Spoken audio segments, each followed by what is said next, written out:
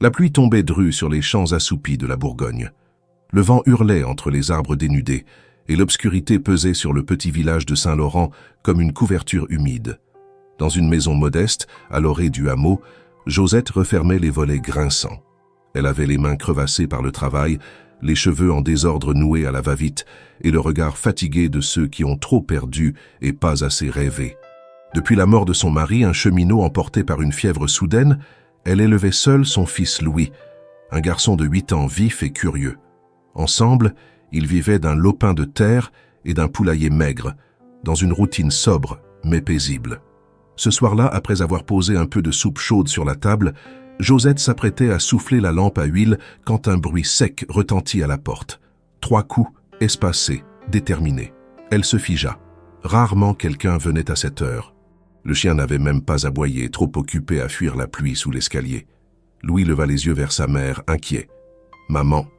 Elle ne répondit pas. Le cœur battant, elle s'approcha de la porte, hésita, puis entr'ouvrit le battant. Sous l'averse, un homme se tenait debout, le visage ruisselant, le souffle court. Il était grand, couvert d'un manteau de laine détrempée, les mains nues et glacées, et ses yeux fixaient Josette avec une intensité mêlée de fatigue et d'espoir. « S'il vous plaît, juste cette nuit. » Sa voix était rauque, presque inaudible sous le fracas de la pluie. Josette n'eut d'abord aucune réaction. Elle scruta l'inconnu. Il n'était ni vieux ni jeune, mais quelque part entre 2 âges. Son visage n'était pas celui d'un vagabond, trop propre, trop droit même dans l'épuisement. Elle hésita encore, pensa à Louis, à la prudence qu'impose la solitude. Mais quelque chose dans la posture de l'homme, une fragilité cachée derrière la stature, la poussa à se reculer. « Entrez !» Il entra sans un mot de plus, tremblant, et elle referma vite la porte derrière lui. Louis s'était levé, fasciné par cet étranger qui semblait tout droit sorti d'un livre d'aventure. Josette attrapa une serviette et l'approcha de l'homme, qui ne protesta pas quand elle le débarrassa de son manteau. « Asseyez-vous, vous êtes gelé. » Il hocha la tête en silence et s'installa près du poêle, tendant ses mains vers la chaleur. Josette lui servit un bol de soupe. Il le prit avec reconnaissance, mais ses doigts tremblaient trop pour qu'il puisse le porter à ses lèvres sans en renverser. « Louis, va chercher une couverture, vite !» Le garçon obéit, courant vers l'étage pendant que Josette s'agenouillait près de l'homme. Il portait une chemise en lin sous son manteau, mais rien de ce qu'il portait ne trahissait son origine. Aucun sac, aucun papier, juste une présence mystérieuse et lourde. Lorsqu'il croisa son regard, elle lut une fatigue bien plus ancienne que la pluie ou le froid. « Vous venez de loin ?» demanda-t-elle doucement. « Assez loin » murmura-t-il. « Trop loin, peut-être. » Josette ne posa pas d'autres questions. Elle savait reconnaître quand quelqu'un ne voulait pas parler, et l'homme, malgré tout son mystère, ne lui inspirait pas la peur. Il y avait quelque chose d'éteint en lui, comme une braise oubliée. Louis revint avec la couverture, qu'elle posa sur les épaules de l'inconnu.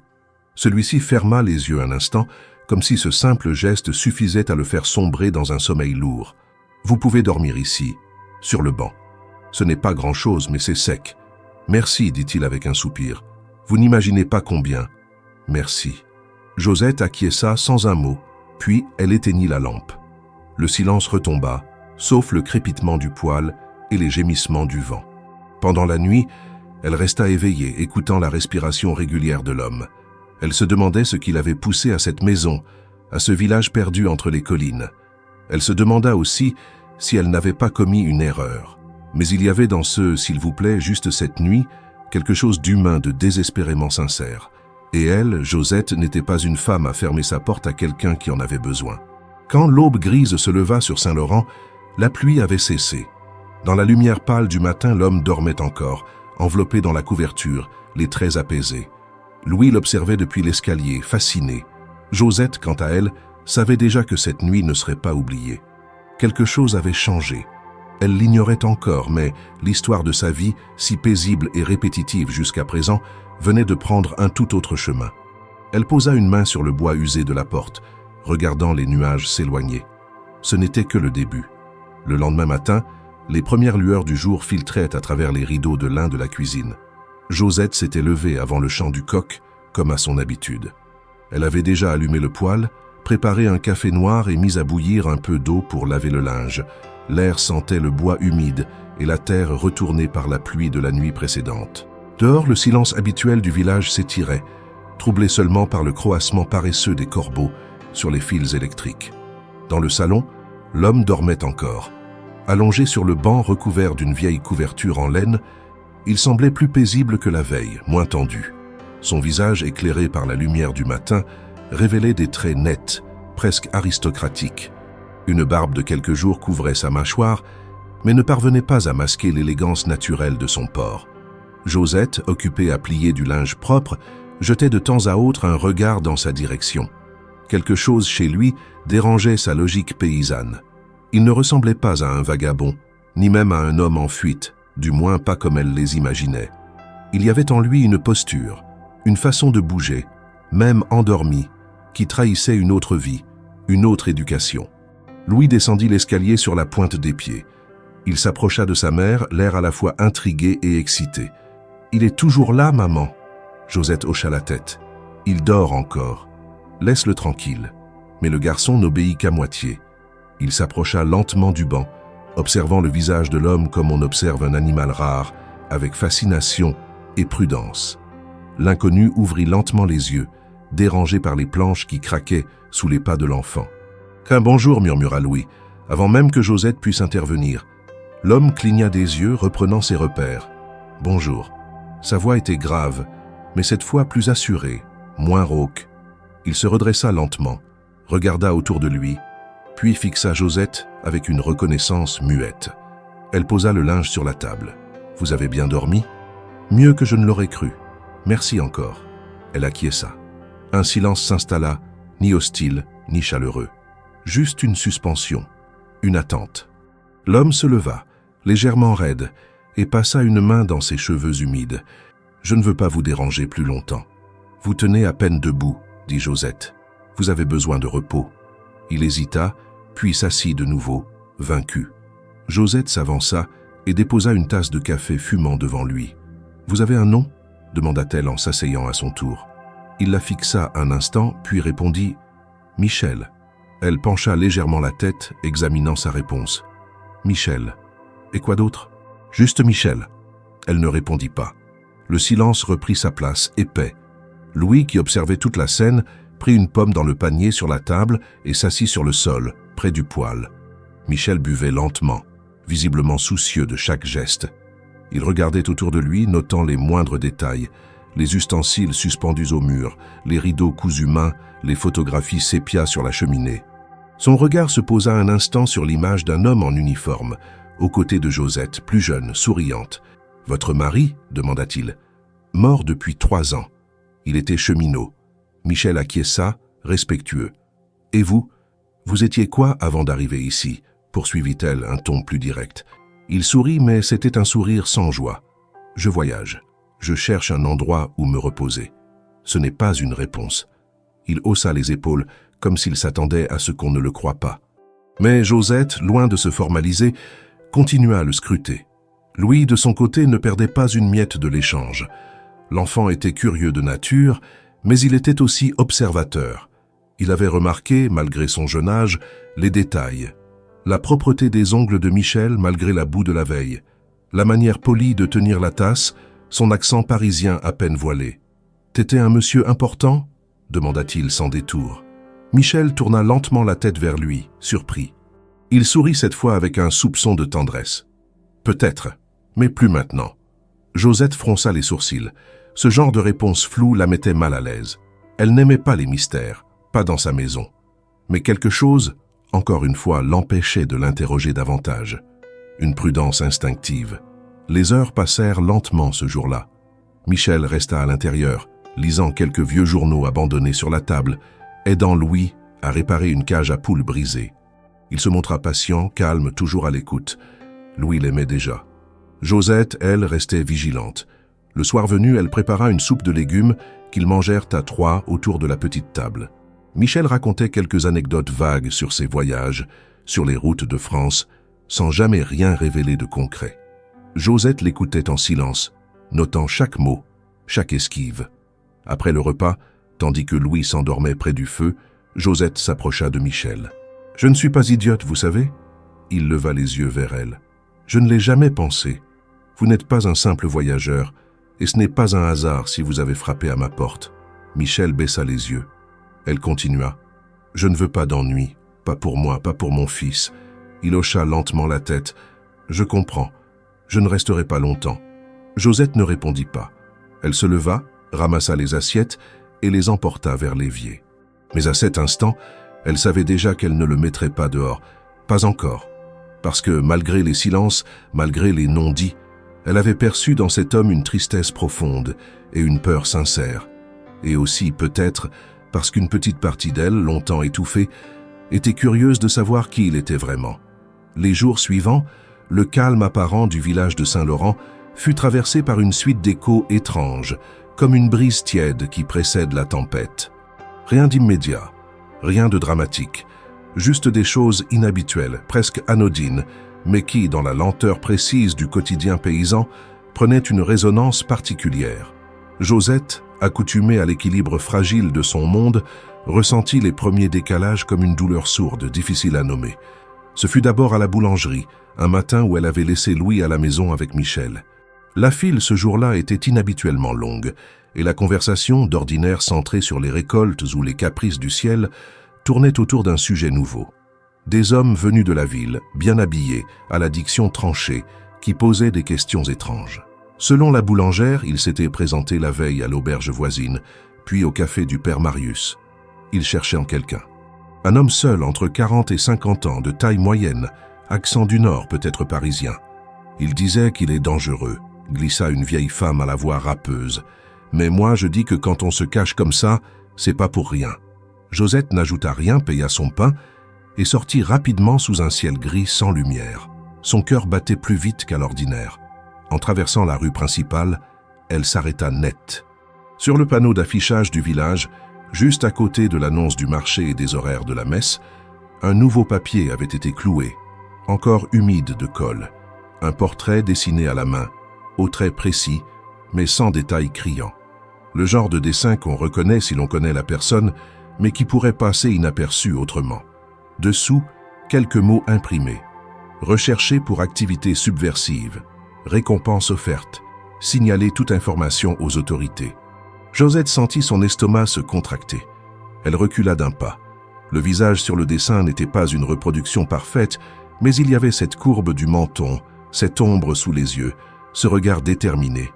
Ce n'était pas un inconnu, c'était Michel. Elle se força à ne pas courir, à ne pas trahir le trouble qui l'envahissait. Le retour à la maison se fit sous un silence de plomb, seulement brisé par le bruit de ses bottes sur les cailloux mouillés. En passant le seuil, elle vit Michel assis à la table, lisant un vieux journal comme s'il n'avait rien à craindre. Louis, accroupi au sol, dessinait un train avec un morceau de charbon. Tout semblait normal, mais le battement sourd dans la poitrine de Josette criait autre chose. Elle ne dit rien. Pas encore. Le lendemain, 2 voitures noires apparurent sur la route menant au village, soulevant des nuages de poussière. Les moteurs furent coupés près de la place. 3 hommes en sortirent, vêtus de longs manteaux sombres, les chaussures luisantes malgré la boue. Ils se présentèrent au maire, puis au curé. Ils avaient des papiers, des autorisations, des ordres. Ils n'étaient pas de simples agents. Ils étaient envoyés par une section spéciale de la sécurité nationale, en lien direct avec le ministère. Leur présence n'était pas facultative. Josette vit l'un d'eux passer près de sa maison, le regard furteur, notant les détails comme un chasseur repère les traces. Elle fit signe à Louis de rester à l'intérieur. Elle sentait le filet se resserrer. Ce soir-là, après avoir fermé les volets et vérifié la porte 3 fois, elle s'assit face à Michel, les coudes sur la table. Il avait vu les regards, entendu les rumeurs. Il savait. « Ils sont ici pour vous », dit-elle sans détour. Michel la fixa un long moment.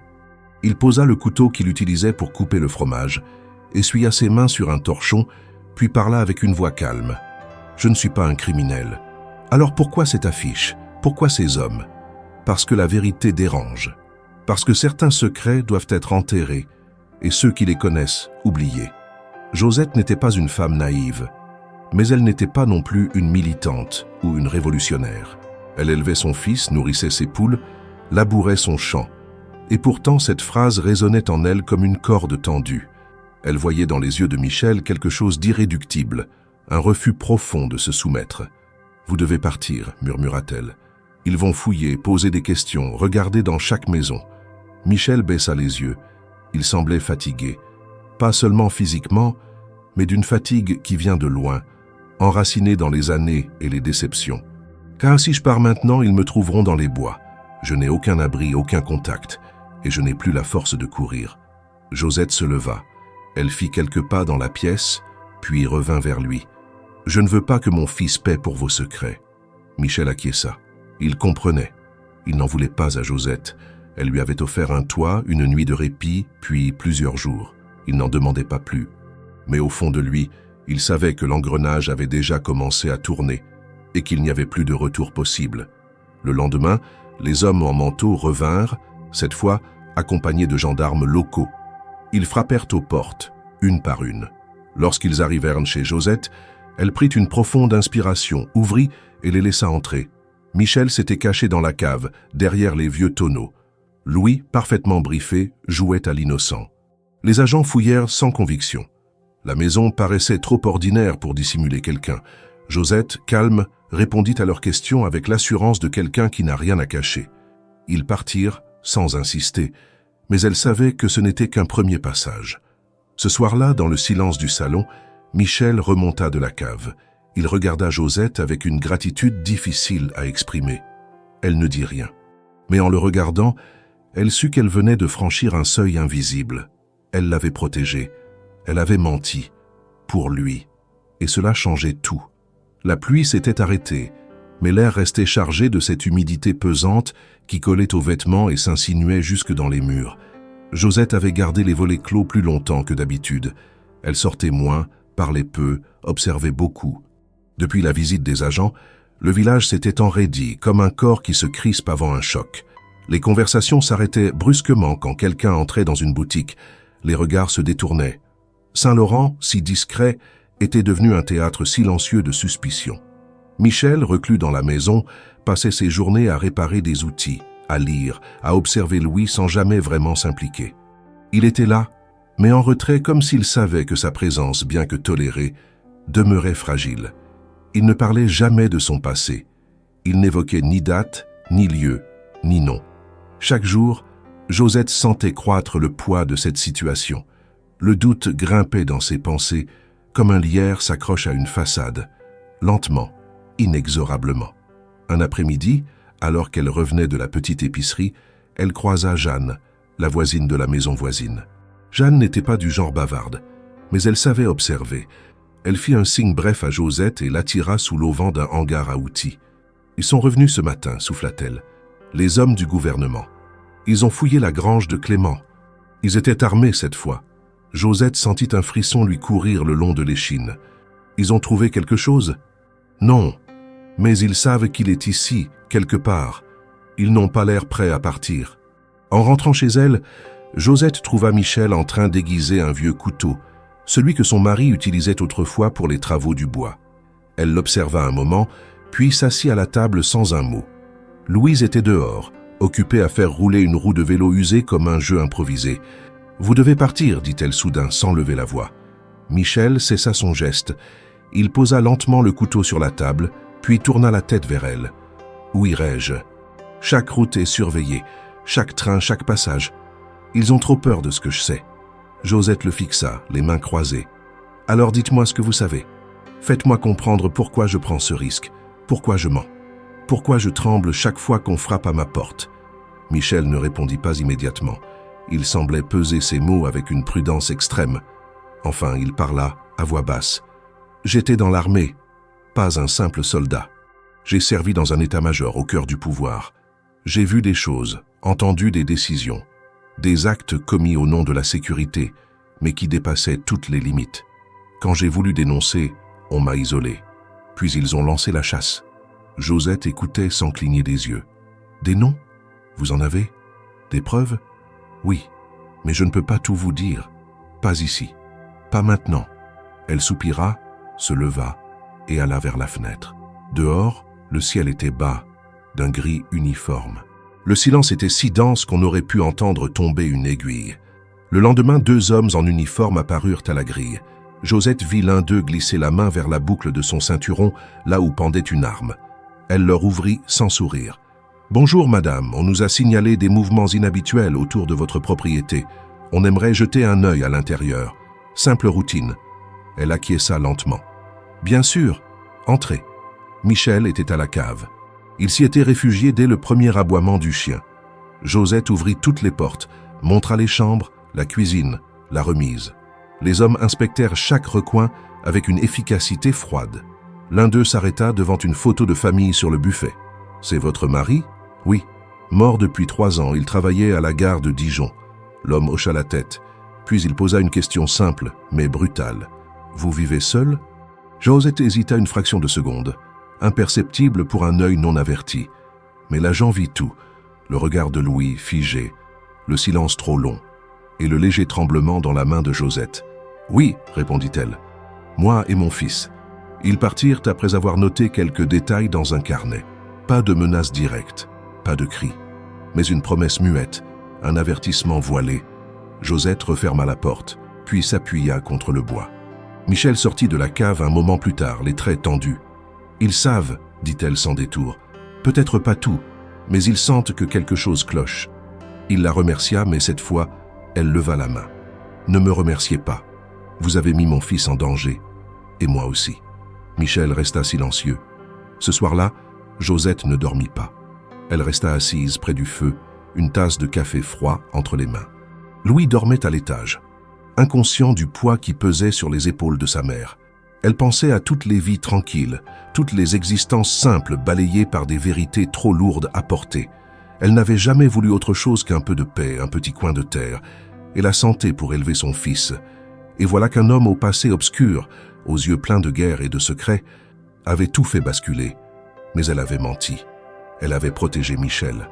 Non pas parce qu'elle croyait en lui totalement, mais parce qu'elle avait vu dans ses silences une vérité plus grande que ses mensonges. Et désormais, elle ne pouvait plus revenir en arrière. Le vent soufflait avec insistance dans les arbres qui bordaient la petite route de Saint-Laurent, projetant des feuilles détrempées comme des souvenirs trop pressés vers la grange abandonnée du vieux Renaud. À l'intérieur de la maison de Josette, la lumière jaune du poêle diffusait une chaleur discrète, mais suffisante pour combattre l'humidité tenace qui s'installait après les pluies lourdes de la semaine. Malgré ce foyer modeste, un froid plus profond s'était immiscé dans l'âme de la femme simple et dans le regard de l'homme qu'elle avait accueilli. C'était un froid fait de vérité à demi dévoilée, de silence qui hurlait, d'ombre qui glissait autour des convives. Ce matin-là, Michel tenait assis simplement sur une chaise, les mains jointes sur ses genoux, le front légèrement plissé. Josette était retournée de sa tâche au champ plus tôt que d'habitude. Elle avait taché sa chemise de terre en encerclant les poulaillers à réparer et avait senti au bout de ses doigts ce mélange de paille, de plomb et de peur. Elle observait l'homme. Il n'avait rien dit depuis la visite des agents. Il n'avait encore rien proposé ni demandé. Mais son corps parlait. Il parlait un peu plus fort que ses mots. Josette, de son côté, avait choisi de ne pas pousser l'interrogation. Ce n'était pas dans sa nature de questionner jusqu'à l'épuisement. Elle cherchait l'équilibre, la paix, la routine. Or, l'équilibre se branlait, la paix fuyait, la routine s'éteignait. Louis était parti avec son panier pour ramasser des œufs et rapporter un peu de lait frais de la ferme voisine. Soit il était absent, soit il jouait dans le tablier des choses innocentes, soufflé par l'atmosphère lourde de la maison. Quand il revint, le visage un peu rouge du froid, il trouva les 2 adultes plongés dans une espèce de tension invisible. Il posa ses trouvailles sur la table, 3 œufs, un pot de lait, le tout enveloppé dans un torchon que Josette avait lavé la veille. Elle lui sourit doucement et lui dit d'aller jouer. Il obéit, allant s'asseoir près du poêle, comme attiré par la chaleur plus que par les jeux. Il draua un train de bois sur le sol. Le bois craquait. Le silence reprit. Finalement, après un long moment, Michel prit la parole. Sa voix était plus assurée qu'avant, mais toujours mesurée comme s'il calculait chaque mot avant de le prononcer. « Je vous dois des explications. » Josette hocha la tête sans prononcer autre son. Elle posait le torchon, essuyait la table. Elle avait l'air résignée. Non pas par lassitude, mais parce qu'elle avait compris que ce moment arriverait, qu'elle participerait à des confidences qui n'étaient pas faites pour les murs d'une maison paysanne et que le prix serait élevé. « J'ai appartenu à l'état-major de l'armée française, dit-il. C'était il y a plusieurs années. J'avais un grade. J'avais des responsabilités. J'ai été directement impliqué dans des opérations sensibles. Je croyais servir la nation. Je pensais faire ce qu'il fallait. Puis j'ai vu que le système, non seulement ne corrigeait pas ses erreurs, mais en faisait des armes. J'ai dénoncé. Je ne pouvais plus fermer les yeux. Josette sentit tout l'impact de ces mots. Le bras qu'elle avait posé sur la table s'enfonça légèrement dans la surface. Elle retint sa respiration. Le monde qu'elle connaissait, celui des poulaillers, du sillon retourné, de la soupe du soir, s'était fissuré. Elle demanda d'une voix qui trahissait une faiblesse inhabituelle. « Pourquoi maintenant? Pourquoi venir ici chez moi ?» Michel la regarda, luttant contre quelque chose qui montait en lui, une émotion qu'il croyait avoir oubliée. « Parce que je n'avais plus d'autre plan. Ils m'ont traqué jusqu'à la frontière. J'ai perdu des alliances. J'ai perdu des repères. J'ai cru mourir. Puis je suis venu ici. Parce que vous m'avez ouvert la porte. Parce que j'ai senti que vous aviez un cœur. » Josette baissa les yeux. Elle se souvint de la nuit de la pluie, de l'homme tremblant devant sa porte, de son « juste cette nuit ». Elle se dit qu'elle ne savait pas tout et que peut-être elle n'aurait jamais dû savoir tout. Mais l'homme en face d'elle ne pouvait plus vivre dans l'ombre. Elle posa ses mains sur le bord de la table, comme pour s'ancrer à quelque chose de tangible.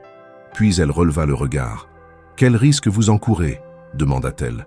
Il prit une inspiration, puis souffla avec un certain détachement. « Il considère que j'ai trahi. Le mot est peut-être gros, trahi, mais je crois que la vérité est pire. Parce que quand une nation se sert d'êtres humains comme de pions, que les voix s'éteignent, la stratégie avance, ils ne veulent plus de témoins. Ils veulent des fantômes. » Josette sentit un frisson l'envahir, non à cause du froid, mais à cause du sens de cette phrase. Elle ne se sentait pas intelligente, mais elle avait deviné. La peur n'était plus seulement celle des agents qui venaient en fouiller. Elle était maintenant intime. Elle dormait à ses côtés, invisible. Il poursuivit « Je possède des documents, des preuves, des noms, des dates, des lieux. Si tout cela sortait, ce ne serait pas seulement un scandale politique. Ce serait un tremblement pour certains. Je n'ai pas pris ce chemin à la légère. J'ai hésité. J'ai perdu beaucoup. Mais je ne pouvais plus fuir indéfiniment. » Josette s'appuya contre le dossier de sa chaise. Ses yeux se posèrent dehors, vers la fenêtre embuée. Elle songea à Louis, à sa vie simple, à cette maison où rien n'aurait dû arriver. Elle se demanda si elle avait été naïve de croire qu'elle pourrait rester en marge. Peut-être que la marge n'existait plus. Elle se demanda si la frontière entre ce qu'elle était, une épouse, une mère, une travailleuse, et ce qu'elle devenait, une complice, une protectrice, était floue. « Vous avez besoin d'aide ?» demanda-t-elle. Michel la regarda, ses yeux un instant expressifs. Il lui répondit avec gravité « Oui, mais pas tant pour moi, pour les preuves, pour que tout cela ait un sens. Ce n'est pas simplement fuir, c'est que la vérité soit entendue. » Josette inspira profondément. Elle pensa à son fils qui dormait quelques mètres plus loin. Elle pensa à son mari décédé. Elle pensa à la terre qu'elle labourait. Et elle réalisa que cette vie modeste ne la satisfaisait plus, ou plutôt qu'elle ne la voyait plus de la même façon. « Je vais vous aider, dit-elle enfin. » Michel afficha un mou sourire. Ce sourire amer douce. Il resta silencieux un moment, puis il se leva. Il alla vers le buffet, ouvrit un tiroir et en sortit une enveloppe en papier kraft, qui semblait usée, pliée plusieurs fois. Il la posa sur la table. « Voici ce que j'ai pu sauver. Ce n'est pas tout, mais suffisamment pour commencer. » Josette déglutit. Elle ouvrit délicatement l'enveloppe. À l'intérieur, des photocopies, quelques clés USB dans un petit sachet, un carnet de notes. Elle jeta un regard à Michel, puis à l'enveloppe, puis à Louis, qui dormait. La gravité de ce qu'elle tenait la frappa de plein fouet. Ce n'était plus de l'hospitalité. C'était un pacte. Le reste de la journée se passa dans une atmosphère différente. Les objets, jusque-là banals, prirent une importance nouvelle. Le torchon devint un refuge pour les documents. La vieille galerie devint un lieu de réunion, et la maison de Josette, un abri clandestin. La peur n'était plus dehors. Elle était au milieu des murs, dans le souffle des deux êtres, dans le regard innocent de l'enfant. Le soir venu, le vent s'était calmé, mais la maison semblait plus fermée que jamais. Josette se tenait près de la fenêtre, observant les collines sombres au-dessus des champs. Michel, quant à lui, referma l'enveloppe, la remit dans le tiroir et s'installa dans son coin comme un homme qui attendait. Aucun mot ne fut échangé jusqu'à ce que le feu s'éteigne et la lampe vacille. Alors Michel murmura « Merci ». Et Josette répondit « Ne me remerciez pas, nous le faisons ensemble ». Cette phrase posée simplement scella une alliance. Elle avait accepté de monter sur un terrain qu'elle ne connaissait pas, mais elle avait compris que l'instant exigeait cela. Ce n'était plus juste cette nuit, c'était devenu une cause. Et dans le petit village de Saint-Laurent, ce soir-là, quelque chose avait basculé. Les champs, la terre, les poulaillers, tout restait matériel. Mais une vie invisible, complexe, venait de s'introduire. Josette ne pouvait pas encore mesurer son ampleur, elle ne pouvait pas encore savoir ce qu'allait devenir cette histoire. Elle savait simplement que rien ne serait plus jamais comme avant. Le nom arriva d'abord par chuchotement, comme une rumeur ancienne que le vent ramènerait de temps à autre sur les pierres du village, sans qu'on sache si elle appartenait au passé ou au présent. C'était Jeanne, la voisine taciturne, qui le prononça en premier, à voix basse, les yeux fixés sur la route poussiéreuse où une jeep militaire venait de stationner. Elle dit « Valérie, le commandant Valérie ». Elle n'en dit pas plus, mais ce fut suffisant pour figer l'atmosphère dans la boutique. Josette, qui achetait du sel et un sac de farine, sentit son sang se glacer. Michel, resté à la maison, n'avait pas encore entendu ce nom, mais elle savait, à l'instant même où elle le perçut, qu'il allait changer l'équilibre précaire de leur quotidien. L'après-midi même, un cortège discret entra dans Saint-Laurent. 3 véhicules noirs et une camionnette militaire se garèrent près de la salle communale. Les hommes qui en descendirent étaient différents des agents précédents. Ils portaient des uniformes sans insignes distincts, des visages fermés, des gestes précis. Au centre du groupe, un homme descendit lentement. Il n'était ni le plus jeune ni le plus imposant, mais tous s'écartèrent pour lui faire place. Il ne parla pas tout de suite. Il observa chaque façade, chaque volet entrouvert, chaque détail du village. Il portait un imperméable sombre, impeccablement boutonné. Son visage était sec, anguleux, marqué par les années, mais ses yeux clairs brillaient d'une vigilance implacable. Il marcha avec une lenteur étudiée jusqu'à la mairie, où il fut reçu par le maire dans une tension palpable. Le nom s'était déjà répandu. Dans toutes les maisons, on murmurait désormais qu'un officier haut placé supervisait personnellement les recherches. À la maison, Michel comprit aussitôt que quelque chose avait changé. Josette rentra plus tôt, le visage fermé, les mains tremblantes malgré son calme apparent. Elle posa son panier sur la table, retira son manteau avec lenteur, puis le regarda dans les yeux. « Valérie est ici. » Michel, d'abord immobile, sembla se vider de tout son air. Il s'adossa à la chaise la plus proche, ferma les yeux un instant, puis les rouvrit. Il murmura simplement « Ils ont envoyé Valérie ». Josette s'assit en face de lui, les bras croisés. « Qui est-il? Et pourquoi son nom vous glace autant ?» Michel hésita, puis s'éclaircit la gorge. « C'est un homme que j'ai bien connu. Un collègue, autrefois. Nous avons été formés ensemble. Même promotion, même réseau. Mais lui a choisi la loyauté envers la structure. Moi, j'ai voulu la vérité. C'est lui qui a ordonné l'opération pour me faire taire. C'est lui qui a signé le mandat de poursuite. » Il ne recule devant rien. Josette le fixa longuement. Elle voyait dans les traits de Michel un mélange de douleur ancienne et de rage rentrée. Ce n'était pas la peur qui l'animait, mais une forme de résignation lucide. Il savait ce que la présence de Valérie impliquait. Une pression qui irait au-delà des interrogatoires de routine, au-delà des perquisitions aléatoires. C'était désormais une opération de traque stratégique, menée avec la froideur d'un homme pour qui la fin justifie toujours les moyens. La tension dans le village monta d'un cran. Les hommes de Valérie commencèrent à patrouiller dans les champs, à interroger les enfants, à contrôler les charrettes. Des maisons furent fouillées de fond en comble. Certains habitants, effrayés, commencèrent à se taire ou à s'éloigner de Josette. Elle sentit les regards changer, les conversations s'interrompre à son approche. Même Jeanne, pourtant fidèle, lui parla avec une réserve nouvelle. Une nuit, Michel aperçut Valérie de loin sur la place du village parlant à 2 soldats. Il l'observa à travers une fente du volet. Il reconnut ses gestes, sa manière de lever une main sans hausser la voix, son style de commandement précis, glacial. Il ne l'avait pas vue depuis des années, mais rien n'avait changé. Valérie était toujours ce stratège qui savait transformer le doute en certitude, la peur en soumission. « Il ne cherche pas seulement à me capturer », dit-il à Josette cette nuit-là. « Il veut me réduire au silence, définitivement. Et il sait que je suis ici. Il ne l'a peut-être pas prouvé, mais il le sait. « Alors que faire ?» demanda-t-elle. « Partir? Où ?» « Je dois réfléchir. S'il est ici, c'est que le temps presse. Mais je ne peux pas fuir sans plan. » Ils restèrent là, en silence, à écouter les pas des soldats au loin. Même Louis, d'ordinaire insouciant, semblait plus silencieux. Il posait moins de questions, jouait seul, souvent près de sa mère, comme pour chercher une forme de sécurité.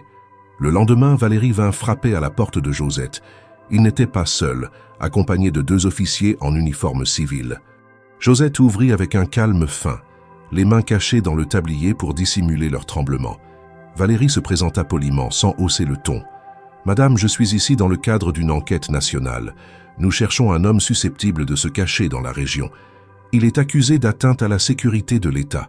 Vous comprenez l'importance de notre mission. » Josette répondit d'une voix égale. « Je comprends, monsieur. Puis-je entrer ?» Elle s'effaça. Les hommes pénétrèrent dans la maison, méthodiques. Ils observèrent chaque pièce, notèrent des détails, ouvrirent les placards. Valérie, lui, resta dans la cuisine. Il regardait autour de lui, comme s'il ressentait la présence de Michel. Il effleura du doigt le dossier d'une chaise, puis se tourna vers Josette. « Vous vivez seul ici, avec mon fils. Avez-vous eu des visiteurs récemment ?»« Seulement ma voisine parfois. » Il hocha la tête. Puis, sans agressivité apparente, il posa une question lourde. « Si vous cachiez quelqu'un, madame, sauriez-vous vraiment pourquoi? L'aideriez-vous par idéalisme ou simplement par ignorance ?» Josette soutint son regard. Elle répondit « J'aiderai quelqu'un qui a besoin d'aide, rien de plus. » Valérie sourit, un sourire froid. « Vous êtes une femme brave, mais sachez qu'abriter un fugitif dans les circonstances actuelles pourrait avoir des conséquences graves. Pour vous, pour votre enfant. » Elle ne répondit pas. Il sortit sans un mot de plus. Après leur départ, Josette s'assit lentement. Michel était resté caché, comme toujours, derrière la cloison du cellier. Mais l'échange avec Valérie avait marqué une ligne. Il ne cherchait plus à convaincre. Il avait commencé à menacer. Et Josette comprit que le temps des choix simples était terminé. La guerre des silences s'était transformée en affrontement direct. Valérie était là, avec ses méthodes, avec sa stratégie. Et Saint-Laurent, paisible jusque-là, était devenu le cœur d'une traque invisible. Désormais, chaque décision, chaque mouvement aurait un prix. Et Josette, qu'elle le veuille ou non, n'était plus seulement une hôte. Elle était devenue actrice, et peut-être, sans encore le savoir, la clé. Le plan ne naquit pas dans un sursaut d'urgence, ni dans la panique d'une décision prise sous la menace. Il prit forme lentement, comme une pousse fragile sous la terre battue, nourrie de regards silencieux, de gestes prudents, de décisions pesées dans l'ombre d'un quotidien étouffé. Depuis l'arrivée de Valérie à Saint-Laurent, Michel ne dormait plus que par courtes tranches, dans les recoins les plus sombres de la maison, le corps replié, l'esprit en veille constante. Il savait que la présence de l'ancien commandant signifiait une chose. Le cercle se refermait. Il n'y aurait pas de seconde chance.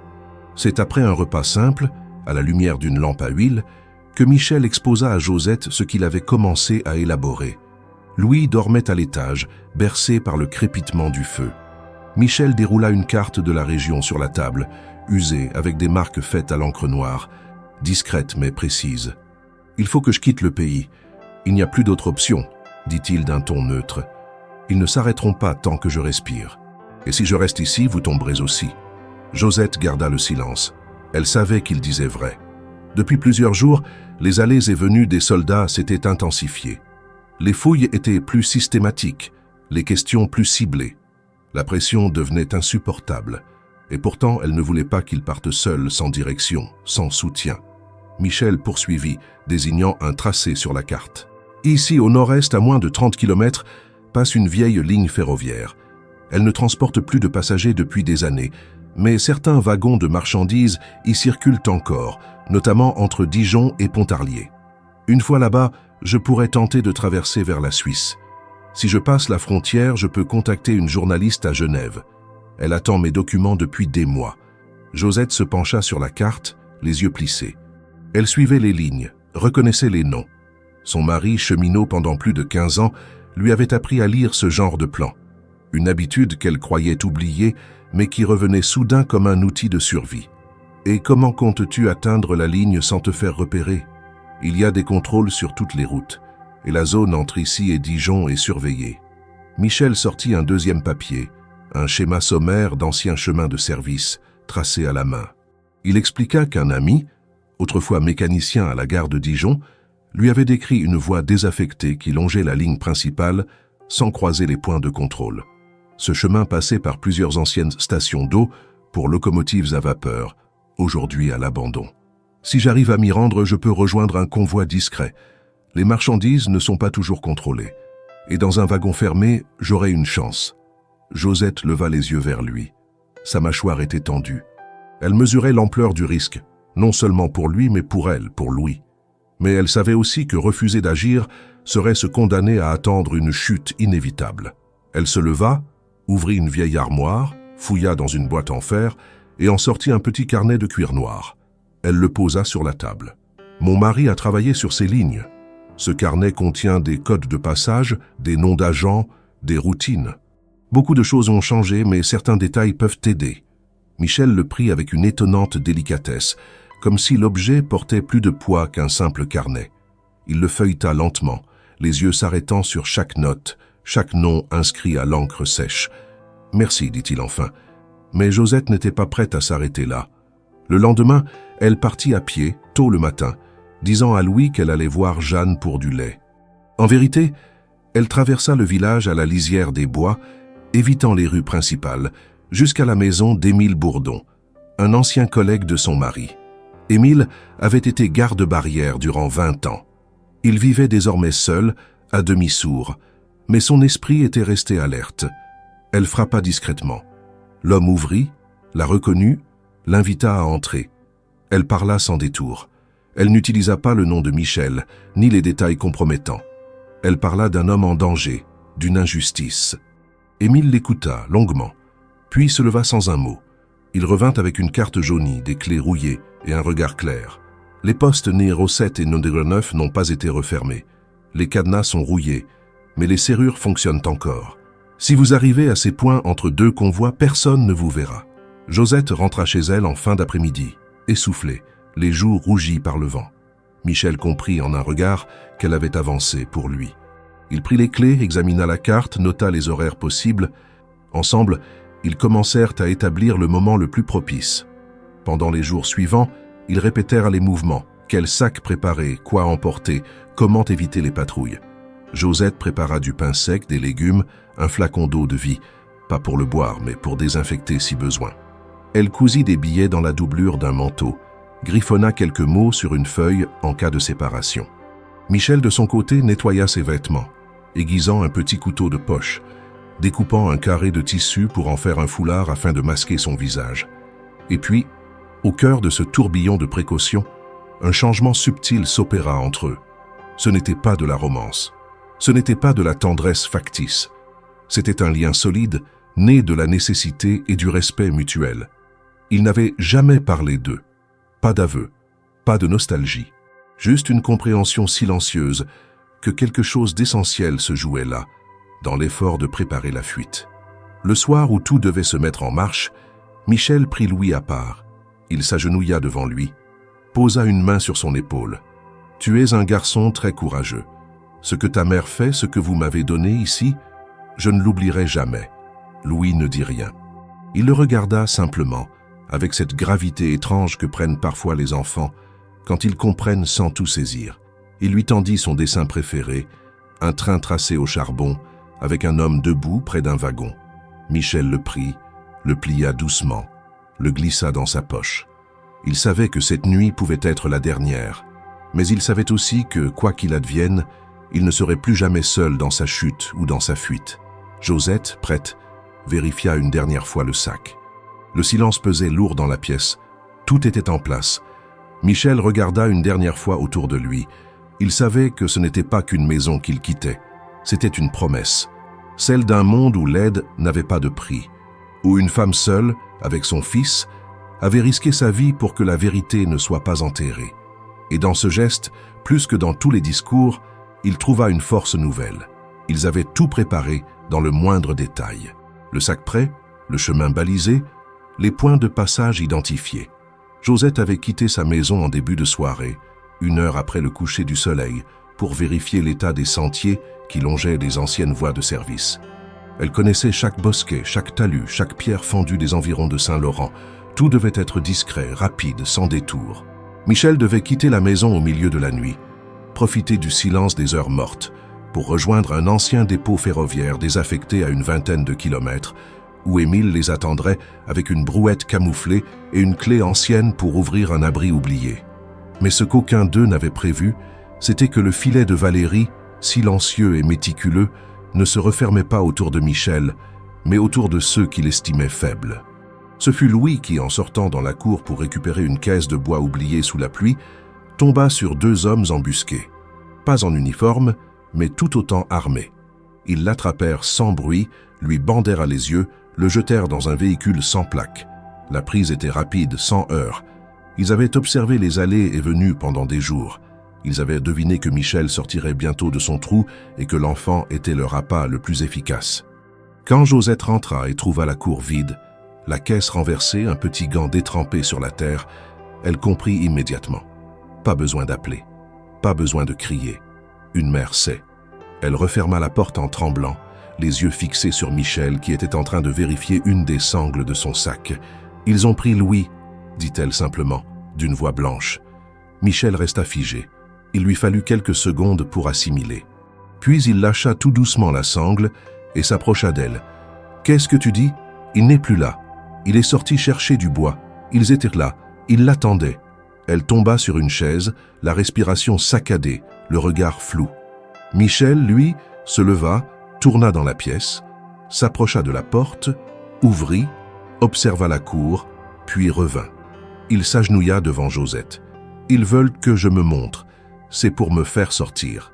Ils savent que je suis encore là, et ils savent que je ne pourrai pas partir en sachant qu'un enfant paie pour moi. » Josette serra les poings. Son visage était dur, sec, fermé. « Tu ne peux pas partir. Pas maintenant. Tu vas les affronter. » Michel ne répondit pas tout de suite. Il réfléchissait. Sa respiration était profonde, lente. Son regard passait de la carte posée sur la table au manteau accroché à la porte, puis revenait vers Josette. Il savait qu'un seul faux pas pourrait être fatal.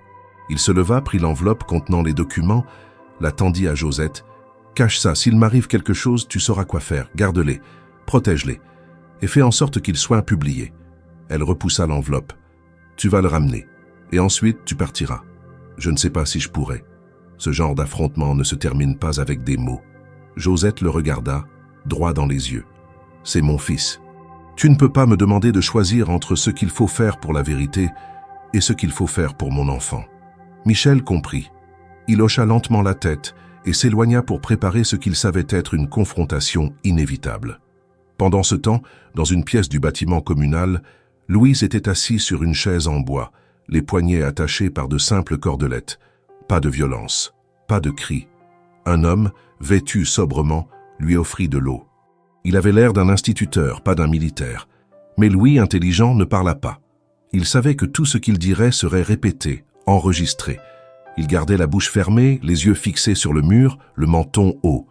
Il n'avait que 8 ans, mais il avait vu sa mère affronter la misère, la solitude, le doute. Il savait ce que voulait dire résister.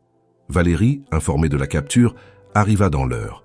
Il ordonna qu'on laisse l'enfant tranquille, mais qu'on propage l'information. Il voulait que Michel apprenne. Il savait que l'homme ne fuirait pas avec un enfant en jeu. Il voulait le forcer à sortir de l'ombre, à se rendre. Mais plus encore, il voulait le faire sans armes, sans effusion. Il voulait que la reddition de Michel soit volontaire, qu'elle brise ce qu'il restait de sa dignité. Pendant que Josette organisait avec Michel un plan pour approcher le bâtiment communal sans éveiller les soupçons, d'autres habitants du village commencèrent à se poser des questions. Le silence était trop net, l'absence de Louis trop visible. Jeanne, qui avait vu les hommes rôder autour de la maison, en parla à son mari. Émile, lui, pressentit que quelque chose de grave avait changé. Ce fut lui qui vint frapper chez Josette à la tombée de la nuit. Il trouva la femme penchée sur une carte, Michel armé d'une lampe, les deux visages tendus comme des cordes prêtes à rompre. « Vous ne pouvez pas faire ça seul, » dit Émile. « S'ils prennent le garçon pour attirer Michel, c'est qu'ils savent. Mais vous ne pouvez pas vous jeter dans leur piège comme des lapins. Il faut réfléchir. » Michel répondit « Je ne vais pas fuir, pas tant qu'il est entre leurs mains. » Émile acquiesça. « Alors on va les faire douter, on va remuer un peu les choses. Vous n'êtes pas seul. Le vieil homme sortit une vieille veste d'employé du rail, un badge rouillé, des papiers datés. Il expliqua qu'il connaissait encore quelqu'un dans les services, un ancien collègue muté à Besançon qui pouvait faire passer des messages. Rien d'officiel, mais assez pour faire croire que Michel avait déjà quitté la région. « Si on brouille les pistes, dit-il, ils seront obligés de relâcher l'enfant. Ils ne peuvent pas prendre le risque d'avoir enlevé un garçon pour rien. » Josette comprit alors que la seule issue n'était pas dans la confrontation, mais dans la stratégie. Elle regarda Michel. Il semblait fatigué, mais déterminé. « Tu n'as pas besoin de te livrer. »« Pas encore. On va essayer leur méthode. » La peur, le doute, l'incertitude. Le plan fut monté dans la nuit. Un message serait glissé dans la boîte aux lettres de la mairie, sous couvert d'anonymat, affirmant que Michel avait été vu dans un train de marchandises quittant la région. En parallèle, Josette, de son côté, écrirait une lettre destinée à Valérie, dénonçant la brutalité de ses méthodes et insinuant que la détention du garçon pourrait bientôt faire du bruit au-delà du village. Elle rédigea la lettre avec soin, choisissant chaque mot. Elle ne plaidait pas, elle accusait à demi-mot. Elle jouait la carte du scandale potentiel, la honte publique, la réaction des médias si jamais un enfant était blessé. À l'aube, la lettre fut discrètement déposée à l'entrée de la mairie. Le message anonyme, transmis par Émile, fut intercepté comme prévu, et la tension changea de camp. Dans la salle d'interrogatoire improvisée, Valérie observait l'enfant. Il se tenait debout, les bras croisés, un pli au front. Il savait que le vent commençait à tourner, et il n'aimait pas perdre le contrôle. Mais désormais, Josette n'attendait plus. Elle agissait, parce qu'on ne lui avait pas laissé le choix. Parce que protéger son fils n'était plus seulement une question d'instinct maternel. C'était une déclaration de guerre à ceux qui croyaient encore qu'ils pouvaient tout écraser sur leur passage. Le lendemain matin, le village de Saint-Laurent semblait figé sous une chape de plomb. Le ciel, d'un gris uniforme, semblait écraser les toits, et les rues demeuraient vides plus longtemps qu'à l'accoutumée. Les habitants évitaient de sortir sans nécessité. Les volets, jadis ouverts dès l'aube, restaient clos. La présence des forces extérieures avait déjà changé la dynamique du lieu. Mais depuis la disparition de Louis, quelque chose de plus profond s'était cassé dans la communauté. L'innocence du village s'était effacée. Josette, éveillée depuis les premières heures, ne cessait de réfléchir à d'autres pistes pour faire pression. Le plan mis en place avec Émile avait eu un effet temporaire. Valérie semblait avoir reculé légèrement, mais Louis n'était toujours pas revenu. Ce jour-là, elle décida de se rendre à la mairie sous prétexte de renouveler une autorisation agricole. Ce fut là, dans le couloir où s'entassaient des dossiers poussiéreux, qu'elle tomba sur un vieux registre d'archives communales, laissé ouvert sur un pupitre en bois. Ce genre de document ne l'avait jamais intéressée, mais un nom attira immédiatement son attention. Michel Duret. Elle cligna des yeux. Le nom apparaissait dans un compte-rendu de réunion de crise daté de plus de 10 ans. Elle s'approcha, lut plus attentivement. Il était question d'une pénurie alimentaire causée par une grève des transports dans la région. Les routes étaient bloquées. Le ravitaillement n'arrivait plus. Le maire de l'époque décrivait dans son rapport l'intervention décisive d'un officier de liaison détaché par les autorités de la préfecture. L'homme avait réorganisé les livraisons, négocié un passage sécurisé avec les cheminots grévistes et mis en place un système temporaire de distribution de vivres. Son nom figurait en bas du document, capitaine Michel Duret, détaché temporairement par le ministère des Transports. Josette sentit sa gorge se nouer. C'était lui. Il avait déjà été là dans ce village. Elle n'en avait aucun souvenir, peut-être parce que cette crise était passée inaperçue pour ceux qui vivaient dans les hameaux. Mais les archives ne mentaient pas. Elle chercha d'autres références, fouilla d'autres registres. Dans un journal local, elle trouva une brève mention d'un officier discret mais efficace qui avait permis d'éviter la famine dans plusieurs communes de la région. Aucun portrait, aucun détail personnel, mais l'empreinte d'un homme qui, loin d'être un criminel, avait déjà agi pour le bien commun. Elle retourna chez elle en silence. Michel était assis à la table, relisant ses notes. Il leva les yeux en la voyant et comprit aussitôt qu'elle avait découvert quelque chose. « Tu es déjà venu ici ?» dit-elle sans même s'asseoir. Il hocha la tête lentement. « Il y a longtemps. J'étais en mission temporaire. La région était en crise, les voies ferrées bloquées. On m'avait envoyé pour apaiser la situation. Pourquoi ne pas l'avoir dit? Parce que cette mission n'a jamais été officiellement reconnue. J'étais un agent de terrain, envoyé pour calmer les tensions sans faire de bruit, et je ne pensais pas que quelqu'un s'en souviendrait. Tu as sauvé ce village, et aujourd'hui tu y es pourchassé comme un chien. » Michel ne répondit pas. Il détourna le regard. Josette s'assit, sortit les copies des documents qu'elle avait pris à la mairie, les étala devant lui. « Tu crois qu'ils se souviennent? Les anciens, ceux qui étaient là ?» Il la regarda, le doute dans les yeux. « Peut-être, mais ça ne suffira pas à faire plier Valérie. Non, mais si les gens se rappellent, ils parleront. Et s'ils parlent, Valérie ne pourra plus maintenir ce silence autour de toi. » Elle passa l'après-midi à marcher dans le village. Elle commença par Jeanne, puis le boulanger, puis un ancien cantonnier dont le frère avait participé à la distribution des vivres pendant la crise. Petit à petit, les souvenirs remontaient. Oui, il y avait eu un homme. Oui, il avait organisé les camions. Oui, il avait évité que la situation ne dégénère. On ne savait plus son nom, mais son visage revenait, flou, dans les mémoires. À la tombée de la nuit, Josette réunit quelques habitants dans sa cour. Ils n'étaient qu'une dizaine, mais leurs regards étaient graves, attentifs. Michel sortit de l'ombre à contre-cœur et se présenta. Il parla sans détour, sans chercher à s'excuser. Il raconta ce qu'il avait vu, ce qu'il avait tenté de dénoncer. Il ne demanda pas de pardon, seulement qu'on se souvienne de qui il avait été, ici, autrefois. Le silence qui suivit fut long, mais il ne fut pas vide. Les regards changèrent. Les soupçons s'effaçaient, remplacés par une forme de reconnaissance tacite. Josette sentit que quelque chose venait de se produire, une fracture dans le mur de peur que Valérie avait érigé. Le lendemain, un message fut discrètement glissé dans la boîte aux lettres de la mairie. Il disait « L'homme que vous cherchez n'est pas un criminel. Il a déjà aidé ce village et il le ferait encore si c'était nécessaire.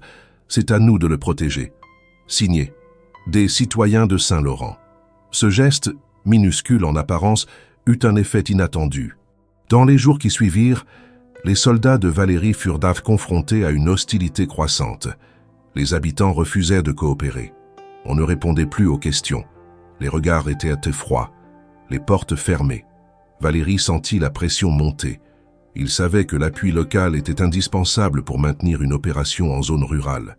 Sans ce soutien tacite, il n'était plus qu'un occupant, visible, vulnérable.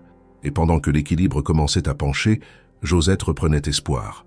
Elle savait que Louis était toujours en danger, mais elle savait aussi que Michel n'était plus seul. Il n'était plus un fugitif.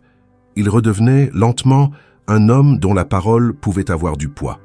Dans la maison, le soir, ils n'échangeaient pas beaucoup de mots. Mais il y avait dans leur silence un respect profond, un lien né non pas de la peur, mais de la mémoire partagée. Un lien que même Valérie ne pourrait effacer.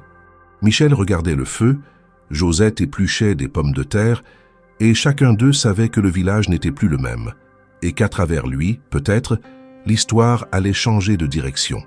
Ce fut par une matinée sèche et sans vent que Michel prit sa décision. Le ciel au-dessus de Saint-Laurent était clair, presque transparent, mais l'air demeurait pesant comme si l'oxygène lui-même retenait son souffle. La veille, une nouvelle patrouille était passée sur les terres de Josette, fouillant chaque recoin du potager, interrogeant le chien, inspectant même l'intérieur du puits.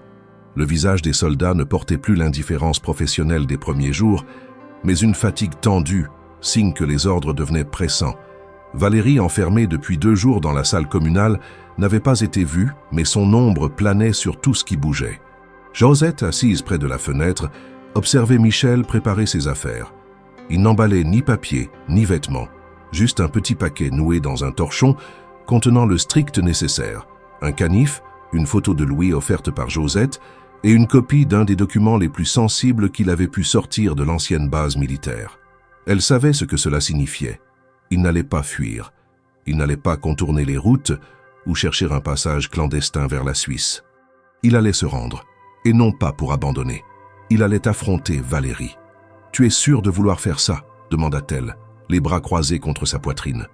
Michel hocha la tête, sans la regarder. « Tant qu'ils croient que je suis un danger invisible, ils contrôleront tout. Ils tiendront ton fils. Ils tiendront ce village. Mais s'ils m'ont, si je suis là face à eux, alors leur peur devra se montrer. Et ce sera à leur tour de répondre. Et s'ils ne veulent pas de réponse? Et s'ils veulent juste te faire disparaître ?» Michel leva enfin les yeux vers elle. Il n'y avait ni peur ni résignation. juste une détermination calme, celle qu'il avait toujours eue dans les moments les plus décisifs de sa vie. Alors ils devront le faire devant témoins. Josette ne dit rien. Elle se leva, lui tendit un foulard qu'elle avait repassé la veille, puis elle ouvrit la porte. Le chemin jusqu'à la mairie se ferait à pied, droit, visible, sans détour. Quand Michel arriva sur la place, les soldats en faction se figèrent. Il marcha droit vers eux, les mains bien en vue, le visage levé. Il demanda à parler à Valérie. Ils hésitèrent, visiblement pris au dépourvu, puis le firent entrer après avoir vérifié qu'il ne portait rien d'autre que le petit paquet noué. La pièce était sombre, volontairement gardée dans une semi-pénombre. Valérie se tenait derrière un bureau de fortune, une lampe allumée sur sa droite, des dossiers ouverts devant lui. Il leva les yeux dès que Michel entra. Il ne sourit pas. Il ne sembla ni surpris ni satisfait. Il se contenta de le fixer longuement, comme s'il évaluait la portée du moment. « Tu aurais pu continuer à fuir, » dit-il sans se lever. « J'ai fui assez longtemps. » Valérie ferma le dossier devant lui, puis fit un geste à ses gardes pour qu'il sorte. Lorsqu'ils furent seuls, il s'adossa à son fauteuil, croisa les bras. « Alors, tu viens plaider ta cause? T'expliquer? Je viens dire la vérité. Et t'empêcher d'effacer ce que je sais. » Valérie haussa un sourcil. « Tu n'as rien qui ne soit déjà classé. Tes soi-disant preuves ne tiendraient pas devant un tribunal militaire. Tu t'es fait des illusions, Michel. Tu t'es accroché à un idéal trop naïf. Nous, on gère la stabilité, pas la morale. » Michel s'approcha du bureau, sortit de sa poche le document plié dans le torchon. Il le posa lentement devant Valérie. Ce dernier ne le toucha pas. « Tu connais ce rapport. Tu étais là. Tu as signé la note de synthèse. Ce document montre non seulement les détournements, mais aussi l'existence des escadrons de neutralisation. Il y a des noms, des dates, des ordres directs. Si tu me fais disparaître, ce papier sortira. Et si je meurs, Josette saura quoi en faire. Elle sait déjà. » Valérie le fixa, puis posa une main sur le document. Il ne le lut pas. Il le tira vers lui, le glissa dans un tiroir, sans le refermer. « Tu crois que ça me fait peur? Que ce genre de document ne circule pas tous les ans entre anciens officiers frustrés? La différence, Michel, c'est que moi je suis resté. Je n'ai pas trahi. Tu n'as rien défendu non plus. J'ai défendu l'ordre. La France ne tient pas grâce aux gens comme toi. Elle tient grâce à ceux qui ferment les yeux pour éviter le chaos. » Michel se redressa, croisa les bras. « Tu dis ça ici, dans un village où les gens n'ont rien demandé, où tu as enlevé un enfant pour piéger un homme. C'est ça ton ordre. » Valérie se leva lentement, contourna le bureau, s'approcha. « C'est la dernière fois que tu parles de ce garçon. Il va bien. Il n'a pas été blessé. Il sera relâché quand j'aurai terminé. Tu crois encore que tu décides du moment et des termes. Tu ne vois pas que le vent a tourné? Les gens savent que je suis ici. Ils savent qui tu es. Ton opération est déjà compromise. La presse commence à s'en mêler. » Valérie pâlit légèrement. Une ombre traversa son regard. Il retourna s'asseoir. Il se pencha en avant, les coudes sur la table. « Que veux-tu? La libération de l'enfant. Mon transfert, mais en présence d'un avocat et d'un journaliste, et que les documents soient versés à la commission parlementaire pour enquête. » Valérie éclata d'un rire bref sans joie. « Tu crois encore aux commissions? Non. Mais je crois que si tu refuses, les gens ici ne te laisseront pas partir en silence. » Le commandant le fixa longuement. Puis, pour la première fois, il sembla douter. Il vit non pas un adversaire, mais un homme debout, prêt à tomber, mais pas à plier. Il comprit aussi qu'il n'avait plus la main. L'opération était devenue visible. L'enfant, la pression, la peur, tout cela était désormais entre les mains d'une femme qui n'avait rien demandé, mais qui s'était levée. Il appuya sur un bouton. Un garde entra. « Détachez le garçon. Ramenez-le chez lui. » Michel baissa légèrement les épaules. Il ne sourit pas. Il ne remercia pas. Il savait que ce n'était pas un acte de bonté, mais de calcul. Et pourtant, à cet instant, il sentit que quelque chose avait cédé chez Valérie. Le garde sortit. Michel regarda encore Valérie une dernière fois. « Tu ne peux plus rien cacher. Même si tu me fais taire, d'autres parleront. Ce que nous avons couvert ne peut plus être enterré. » Valérie ne répondit pas. Il ouvrit le tiroir, reprit le document, le regarda brièvement, puis le reposa. Il était visiblement usé, son pouvoir érodé par des mois de chasse vaine. « Tu es libre pour l'instant, mais ne crois pas que la guerre est finie. »« Je ne crois rien, je continue, c'est tout. » Michel sortit sans attendre une autre parole. Sur le seuil, il croisa Louis tenu par la main par un agent silencieux. « Le garçon courut vers lui, se jeta dans ses bras. Michel le serra, fort, longuement, puis le prit par l'épaule. Ils sortirent ensemble. Et Saint-Laurent les accueillit dans un silence qui n'était plus celui de la peur, mais celui d'une attente prête à exploser. La lumière était faible cette nuit-là, dans la petite pièce aménagée derrière la grange. Une unique ampoule pendait, chancelante, éclairant faiblement les visages fatigués. Josette ajustait les documents, imprimait les feuilles que lui avait remises Michel et triait le matériel qu'Émile avait fourni. Un vieux ordinateur portable à batterie externe, une clé USB cryptée, des sacs Kraft pour transporter les dossiers et un téléphone jetable pour les communications. Tout était prêt. Le bruit au-dessus de leur tête, dans la maison, provenait de Louis qui dormait dans sa chambre d'enfant. Josette venait de vérifier la porte, la fenêtre, les barricades légères, et revenait vers le plan que Michel avait étalé sur une table branlante. Le moment était venu. Il fallait sortir le dossier au grand jour. Michel entra, les traits tirés, le manteau déjà prêt. Il posa une main sur l'épaule de Josette, silencieusement, un geste de gratitude et de respect.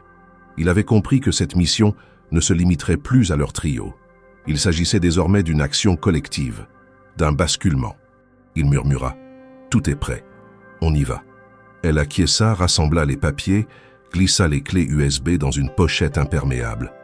Elle s'arrêta un instant, regarda les visages de Michel et d'Émile réunis dans cette petite lumière, puis dit d'une voix ferme « Nous ne pouvons pas nous permettre d'échouer ». Le regard de Michel se posa sur l'écran de l'ordinateur où un fichier lourd était sur le point d'être téléchargé sur un serveur sûr. Le dossier avait été compilé à partir de pièces officielles, de fichiers piratés, d'enregistrements audio. Le document central montrait la liste des responsables de l'opération de neutralisation, leur grade, leur signature. Une carte mentale indiquait les flux d'argent, les hommes de main, les véhicules infiltrés. Une photo jointe représentait le site d'une base clandestine dans une ancienne usine, les contours flous mais reconnaissables. Michel s'arrêta, prit une respiration lente puis murmura « D'ici 2 heures, ce sera fait. Ensuite, on diffuse ». Josette sentit son cœur s'accélérer. Elle savait que tout devait se passer sans bruit. Elle éteignit la lampe. Une obscurité descendit, couvrant les silhouettes dans la pièce. Elle ouvrit la porte, fit signe à Louis d'entrer. Le garçon, épuisé, sourit à sa mère. Elle lui posa une main dans les cheveux. « Tu vas rester ici. Tu ne bouges pas. Compris ?» Louis hocha la tête. Il connaissait sa mère. Il connaissait la situation autant que son âge le lui permettait. Il se pelotonna dans son lit, tandis que Josette revint vers Michel. Il ramassa les dossiers, les emballa dans un sac, le ferma à zip et posa l'étiquette. « Urgent, ne pas retarder. » On y va maintenant. Ils sortirent de la pièce, fermèrent la porte à clé, laissèrent la lumière basse. Le chemin jusque-là était silencieux. Les champs endormis, les roues d'une brouette arrimée dans le hangar voisin, prêtes. Émile avait préparé un vieux 4x4, stationné dans le bosquet. Le moteur démarra sans bruit, presque imperceptible dans l'obscurité. Josette s'installa à l'arrière entre les sacs, tandis que Michel et Émile prenaient les places devant.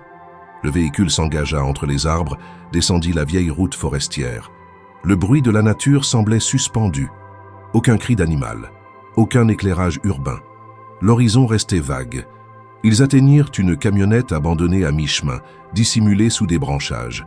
Les papiers affichaient un nom faux. Le moteur démarra. Le convoi improvisé remonta vers la gare de marchandises désaffectée prévue dans le plan. Quand ils arrivèrent, les grandes portes en métal étaient entr'ouvertes. L'emplacement était désert. Juste quelques wagons rouillés, des rails inactifs perdus dans l'herbe. Michel descendit, posa le sac sur un wagon. Il ouvrit la clé USB, l'inséra dans un ordinateur placé dans un wagon aménagé. Une fois le téléchargement terminé, il se redressa. « C'est fait », dit-il. Josette retint son souffle. Le dossier était parti. Vers un serveur hors de France, sécurisé. Vers un journaliste à Genève qui s'engagerait à le diffuser. Vers des réseaux internationaux susceptibles de faire basculer l'affaire dans l'espace public. Elle se tourna vers Émile. « Tu leur as donné le courrier ?»« Oui, sera publié dès cette nuit, le lien est sécurisé. » Michel posa une main sur l'épaule de Josette. « On retourne. » Le retour fut plus tendu. Sur la route, des phares les surprirent. Un véhicule noir apparut à l'entrée du bois. Le chauffeur freina brusquement. Le 4x4 ralentit. Michel baissa la fenêtre. Un homme en civil, arme légère visible, interpella « Ralentissez, s'il vous plaît. Veuillez vous arrêter quelques instants. » Josette ferma les yeux. Le cœur battait. Le véhicule s'arrêta. 2 hommes sortirent. Ils montèrent dans le 4x4, contrôlèrent les papiers d'Émile. Ils posèrent des questions sur l'objet du déplacement. Émile coopéra calmement. Il répondit que c'était du matériel agricole. Les hommes regardèrent le sac, levèrent légèrement le zip, mais ne fouillèrent pas. Ils repartirent. Le véhicule noir repartit dans le noir, sans un mot. Lorsque le convoi arriva à la maison, Josette descendit, ouvrit la porte doucement. Louis dormait encore. Elle ferma derrière eux. Ils installèrent les sacs dans le coin prévu pour le stockage. Elle verrouilla. Elle avait le regard fatigué, mais déterminé. « C'est fait », murmura Michel. Elle ne répondit pas. Le dossier était parti, mais le danger n'était pas disparu. Il avait simplement changé de forme. Désormais, la question n'était plus d'échapper à la traque, mais d'assurer que la vérité survive. Le matin suivant, la radio locale annonça une fuite de documents sensibles à destination d'une journaliste suisse. Un présentateur parla d'un scandale politique majeur en préparation. Le nom de Valérie fut mentionné en lien avec des opérations spéciales. Le village de Saint-Laurent se réveilla sous un autre ciel. Les volets s'ouvrirent, les habitants se parlèrent, les regards cessèrent d'être furtifs. Le silence qui avait pesé disparut pour laisser place à l'attente et à la curiosité. Josette, dans la cour, observait les premières voitures de journalistes arrivant. Elle ne souriait pas, mais un poids se levait de ses épaules. Michel venait la rejoindre, lui prit la main sans la regarder. Ils se tenaient côte à côte. Une vie avait basculé, et rien ne serait désormais comme avant. Tout continuait. Le danger était toujours là, mais la vérité pouvait enfin respirer. Le village s'éveilla ce matin-là dans une atmosphère suspendue, comme si chaque chose attendait qu'une décision tombée d'en haut vienne remettre l'ordre ou le bouleverser. Les journaux, les chaînes de télévision, les sites d'information et les radios reprenaient en boucle le contenu partiel du dossier transmis depuis la veille à plusieurs rédactions. Les documents mis à disposition révélaient les rouages d'un système parallèle de surveillance, de manipulation politique et de répression interne, liés à des personnalités encore en poste au sein de l'appareil militaire et administratif. Le nom de Michel Duret y figurait non comme un fugitif, mais comme un témoin protégé pendant un temps par des mesures officieuses, avant d'être visé par des ordres de silence brutaux. Ce qui frappait le plus dans la diffusion de ces informations n'était pas seulement la nature des révélations, mais leur précision. Chaque élément était daté, croisé, étayé. Chaque preuve, implacable. Josette avait placé une petite radio sur la table de la cuisine. Elle ne disait rien. Elle écoutait. Michel, en face d'elle, les bras croisés, gardait le regard fixé sur la porte. Louise, assis à côté, mangeait en silence un morceau de pain grillé. Le monde autour d'eux semblait figé, comme si l'attente de la suite était plus pesante que la peur des jours passés. Les journalistes commençaient à apparaître dans le village. Quelques-uns s'étaient apostés non loin de la place centrale. Une équipe filmait l'entrée de la mairie. Les visages étaient tendus, pas encore agressifs, mais insistants. Ce fut dans l'après-midi que la première annonce officielle fut faite. Le ministère de l'Intérieur confirmait l'ouverture d'une enquête interne sur les opérations spéciales révélées dans les documents. Un juge d'instruction avait été désigné. Les anciens membres des unités spéciales mentionnées dans le dossier faisaient l'objet de convocations. Et surtout, un communiqué venait d'être publié annonçant la suspension immédiate du commandant Valéry pour usage abusif de ses prérogatives opérationnelles en dehors du cadre légal. La nouvelle fit le tour du pays en quelques minutes. Dans les rédactions, on parlait d'un tournant politique majeur. Dans les rues, les premières manifestations de soutien émergeaient dans plusieurs villes. La figure de Michel Duret devenait celle d'un homme qui avait osé dévoiler ce qui devait rester caché. À Saint-Laurent, c'est un gendarme local qui frappa à la porte de Josette peu après 17 heures. Il portait un pli scellé, transmis par les autorités judiciaires. L'enveloppe contenait 2 documents. Le premier était une convocation officielle pour Michel, non pas en tant qu'accusé, mais en tant que témoin principal dans l'affaire désormais ouverte. Le second était une attestation provisoire de protection délivrée dans le cadre du programme de protection des lanceurs d'alerte. Michel la lut, sans expression particulière, puis la plia soigneusement et la glissa dans la poche intérieure de son manteau. « C'est fini ?» demanda Josette, toujours debout, les bras croisés. Non, ce n'est jamais fini. Mais une page vient de se tourner, répondit-il. Le soir venu, les habitants du village commencèrent à sortir. Une dizaine d'entre eux se rassemblèrent sur la place. Émile était là, Jeanne aussi, le boulanger, la boulangère, l'ancien maire. Ils ne parlèrent pas fort, ils échangeaient, simplement. À un moment, Josette sortit de chez elle, accompagnée de Michel. Le silence se fit. Ils marchèrent lentement, côte à côte, jusqu'à la place. Les regards se croisèrent. Il n'y eut pas d'applaudissements, pas de discours, mais un hochement de tête général, une reconnaissance muette. Saint-Laurent avait changé, et tout le monde le savait. Le lendemain, Michel fut conduit à Dijon, accompagné par 2 agents du nouveau service d'enquête. Il resta plusieurs jours hors du village, témoignant, expliquant, transmettant des documents complémentaires. À Paris, des députés commencèrent à évoquer la mise en place d'une commission d'enquête parlementaire. Les journaux titraient sur le « scandale de l'ombre » et les émissions de débat consacrées à la question de la transparence de l'armée se multipliaient. Le visage de Michel ne fut jamais montré. Aucune photo récente ne fut publiée. Par choix, par respect. Il devenait une voix, pas une figure publique. À Saint-Laurent, Josette reprit son quotidien. Elle recommença à labourer, à traire les chèvres, à réparer la clôture endommagée par les patrouilles. Louis reprit ses jeux, retourna à l'école, même si les regards sur lui avaient changé. Il était devenu le fils de celle qui avait hébergé l'homme que l'État avait voulu faire taire, puis qu'il avait fini par reconnaître. Mais l'enfant tenait bon. Il souriait. Il savait ce que sa mère avait fait, et il en était fier. Michel revint discrètement, un soir, sans prévenir.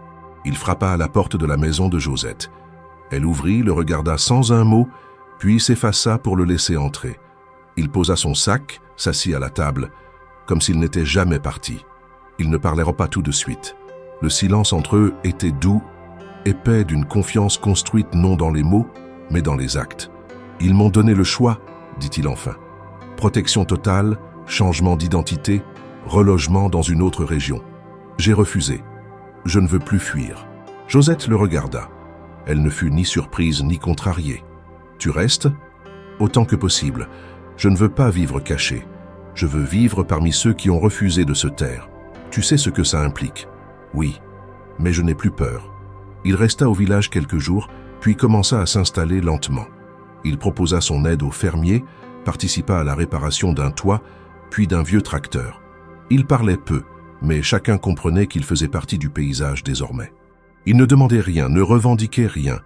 Il était là, présent, disponible. Et Josette, pour la première fois depuis des années, se sentit moins seule. Non pas parce qu'elle avait gagné, non pas parce que tout allait redevenir simple, mais parce qu'un homme debout dans sa cuisine représentait l'idée même qu'il était possible de faire ce qui est juste, malgré le danger, malgré la peur, malgré les conséquences. Saint-Laurent ne redevint jamais un village comme avant. Les murs avaient entendu trop de choses. Les terres avaient apporté trop de silence. Mais une chose était certaine. Désormais, plus personne ne pourrait dire qu'il n'avait rien vu. Les mois passèrent avec une lenteur presque rassurante, comme si le temps lui-même avait décidé d'épargner un peu Josette, Louis et ceux qui avaient risqué quelque chose dans le silence du village. L'hiver avait blanchi les toits, rempli les fossés de givre, figé les branches nues dans une immobilité presque solennelle. Pourtant, la vie reprenait. Les enfants retournaient à l'école, les marchés se réinstallaient sur la place, les moteurs des tracteurs ronflaient à nouveau au petit matin. Et au centre de ce quotidien revenu, la maison de Josette tenait bon, discrète, solide, désormais connue de tous comme le lieu où tout avait commencé. Michel n'était pas resté longtemps après sa réapparition. Il avait aidé à la réparation du toit de la grange, remis en service une vieille pompe à eau, revu Émile à plusieurs reprises. Il avait partagé quelques repas, joué avec Louis, et une nuit, sans cérémonie ni mot d'adieu, il était parti. Josette l'avait trouvé assis sur le banc devant la maison juste avant l'aube. Il lui avait remis une enveloppe et s'était levé sans attendre de réponse. Elle ne l'avait pas retenu. Il s'était compris. Il devait disparaître de nouveau, mais cette fois pour vivre, non pour fuir. Il lui avait laissé les dossiers, les clés des disques durs, et un dernier regard lourd de reconnaissance. Puis plus rien. L'enveloppe, Josette ne l'avait pas ouverte tout de suite. Elle l'avait laissée dans une boîte en bois, celle où elle gardait les vieux papiers de son mari, les dessins de Louis, quelques photos et 2 lettres jamais envoyées. Elle l'avait laissé là plusieurs semaines, comme si ouvrir ce courrier revenait à refermer quelque chose de trop vaste pour être maîtrisé d'un seul coup. Ce n'est qu'un matin de mars, alors que le soleil perçait doucement la brume et que les poules caquetaient déjà, qu'elle s'assit dans la cuisine seule et ouvrit le pli.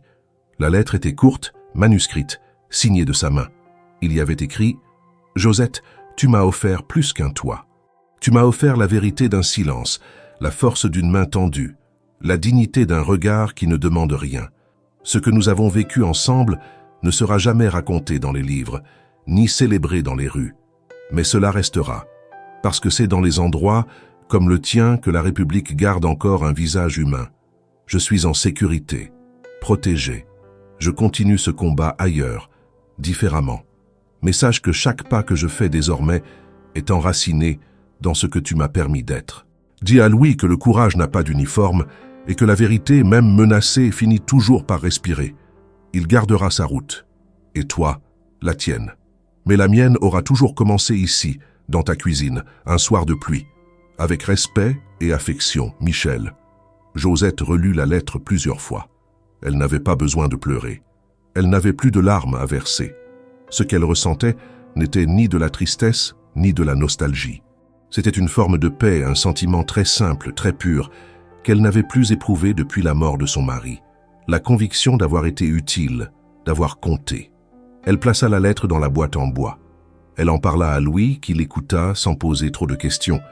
L'enfant, déjà plus mûr que beaucoup de ceux de son âge, la demanda ensuite pour lui. Il la rangea dans son tiroir, là où il gardait ses petites trouvailles, ses objets d'école et le dessin du train qu'il avait un jour offert à Michel. Il n'était plus le même garçon que l'année précédente. Il se tenait droit, écoutait les adultes d'un autre œil, parlait moins, mais mieux. Il savait que sa mère avait fait quelque chose de grand, et cette fierté n'était pas bruyante. Elle était posée, enracinée. Les saisons tournèrent. Le printemps fit éclore les premières fleurs autour de la haie. L'été ramena les marchés, les cris des enfants dans les chemins, les parfums de fruits mûrs. La télévision parlait encore de l'affaire Duret, désormais appelée l'Opération Saint-Laurent. Plusieurs responsables avaient été révoqués. Des enquêtes parlementaires s'étaient ouvertes. Des lois sur la protection des lanceurs d'alerte étaient en discussion. Mais pour Josette, tout cela appartenait à un autre monde. Elle recevait parfois des lettres, parfois anonymes, parfois signées de journalistes ou de citoyens. Des mots simples pour la remercier. Un jour, une équipe de télévision demanda à l'intervieweur. Elle refusa. Elle disait qu'elle n'avait rien à dire, que tout avait déjà été fait.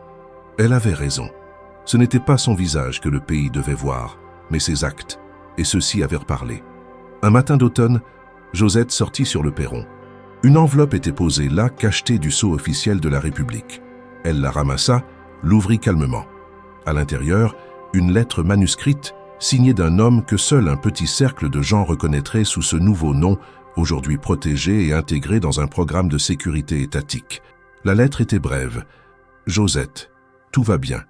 Le vent souffle dans d'autres directions, mais je me souviens de celui qui balayait les champs autour de ta maison. J'ai appris à vivre autrement. Grâce à toi, tu n'as pas seulement sauvé un homme, tu as sauvé une partie de ce que ce pays prétend être, avec mon respect éternel, monsieur. » Elle sourit cette fois, un vrai sourire, pas parce que l'histoire était terminée, mais parce qu'elle savait qu'elle continuerait ailleurs avec d'autres. Le mal n'avait pas disparu, mais il avait reculé.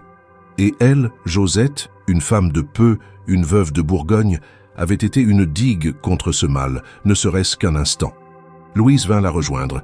Il regarda la lettre, la relut plusieurs fois, puis la glissa dans un cadre qu'il plaça sur l'étagère du salon, juste à côté d'une photo de son père. « Tu crois qu'il reviendra un jour ?» demanda-t-il. Josette répondit sans hésiter. « Ce n'est pas ce qui compte. Ce qui compte, c'est qu'il ait pu partir libre. » Et dans le silence du salon, entre le bois qui craquait, les braises du poêle et le vent léger qui passait sous la porte, une page se tourna, sans bruit, sans drame, juste la vie qui reprenait.